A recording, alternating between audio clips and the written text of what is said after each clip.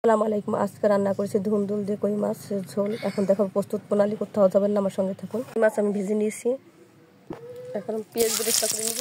এখানে আমি ধুন্দুল ধুয়ে ছুলে কেটে নিয়েছি। এখানে 2টা আলু কেটে ধুয়ে নিয়েছি।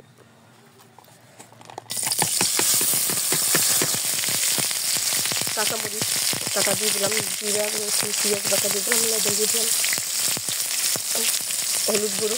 এখন সামান্য পানি দিয়ে মশলাটা ভালোভাবে কষিয়ে নেব। মশলা আমার কাঁচা হয়ে গেছে, এখন এই মাছগুলো আমি দিয়ে দেবো। মাছটা আমি কষিয়ে নেবো, সেটা আলুটাও আমি কষিয়ে নেবো। নেড়ে করে সামান্য একটু পানি দিয়ে দেবো। দেখেন 1 কাপের মতো পানি দিয়ে দিয়েছি। এখন ধুন্দুল দিয়ে দেবো, ঢাকনা দিয়ে ঢেকে দেবো। এখন ঘন পানি দিয়ে দেবো।